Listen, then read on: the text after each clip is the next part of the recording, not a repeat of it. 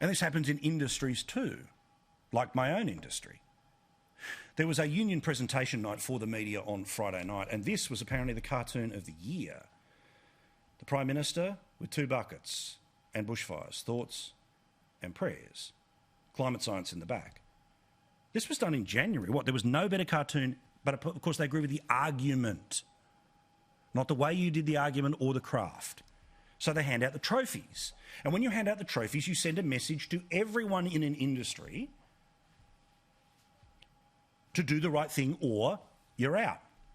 And what about the Emmys, right? So this is the TV award in the United States. They are going to give an Emmy, I'm not joking, to this bloke, Andrew Cuomo. The governor of New York is going to get a television award for his COVID briefings. His decision-making had sick people go back into nursing homes, and that killed people. But because he's one of theirs, forget it. You can write a book on leadership. You get to go to the next level. You get to go past go and collect $200,000 and go again and again and again. And this, by the way, is the tenor of this bloke's award-winning briefings. You're now going to override. We did it already. That's the law. An orange zone and a red zone. Follow the facts. I'm still confused. Well, then you're confused. I'm confused. And then I'll tell you what, Jimmy. Parents are still confused as well. The schools No, in they're New not York City confused. tomorrow. You're confused. No, I think Read parents the are law. very confused as well. Read the law, and you won't be confused. That was, of course, a question about whether or not New York schools were about to close, and they did later that day. The reporter was right, the governor was wrong, and he gets rewarded with the shiny gold trophy. Just like the cartoon that's about shit-canning Conservatives, shit-canning a Prime Minister who is, of course, not responsible for emergency services.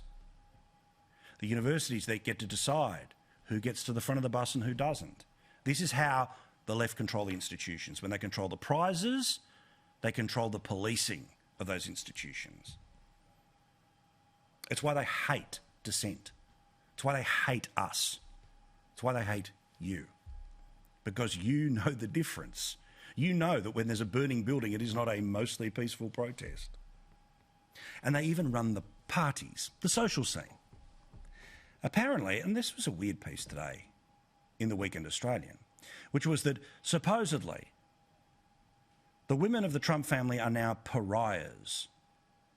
So much so that apparently if you thought the humiliation of the election was awful, then you have no idea about the social torture, the acute social torture being lined up for the Trump women. What is their sin?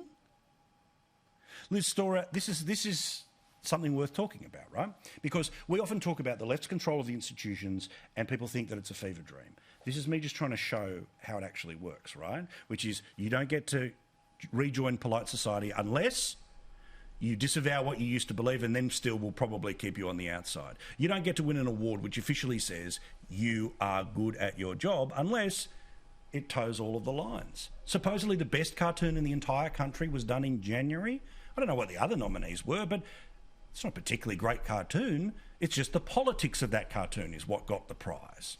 Completely. And what we see the left doing here is we do away with what's called the hierarchy of competence. And we see this in the workplace where women are being given jobs because they're women. We see this in academia where, according to how woke your essay is, you'll get a better grade who's compared to someone whose essay is far better, and so on and so on and so forth. There's really no boundaries to the way this is working now, and the more people, it only works given the more people who fall in line. We see this with people losing their jobs because they wouldn't fall in line. These days, this has become boundaryless, and as an employer, even to someone who steps outside of the parameters the left has set, you're in big trouble because to keep them employed, you're then seen as endorsing whatever they said, did or wrote. And then if you don't fire that person, the left will turn on your customers because they too are seen as by darkening your doors, buying your product, they too are seen as endorsing this one thing that this one person, this one student may have said. And the whole point about trying to talk about this, Senator James McGrath, is in places like China. Now, yes, this will feel like a big leap, but hold with me here, right? They do a thing called depersoning, which is if you displease the establishment, they will take away your ability to pay for things, to communicate with things, to work in certain areas. And while it is not as organised, it has exactly the same effect here in this country. Oh, totally. It takes away that essence of the individual. It dehumanises them in a way, and it paints them as this bad sort of non-human, and it does it through subscribing to this person bad characteristics. So if you're like us and you're right of centre, then automatically you're a bad person, but you're a bad person for the following reasons. But then also what the left do is they create gulags for words and gulags for thoughts. And then so the people on the right, we are dehumanised, and then anything that we believe in or say or think is locked away, and that's in the naughty corner, the naughty room. You're not allowed to go there. And this is how it happens in China, and it's not a big step because it's a classic play from the left. This is what they've done. If you look at the history of the world in the 20th century and now in the 21st century, this is what the left do. It happened after the Second World War, and what they did in the Eastern Bloc with the way they took away the intelligentsia, the elites there. They became non-humans. They were dehumanised, and that's how they were able to take power. Well, and as I said before, right, of course, in world history, at some point, conservatives were in the position and used that position to, again, push people out that they disagree with. It was wrong then and it's wrong now. It's called consistency, people.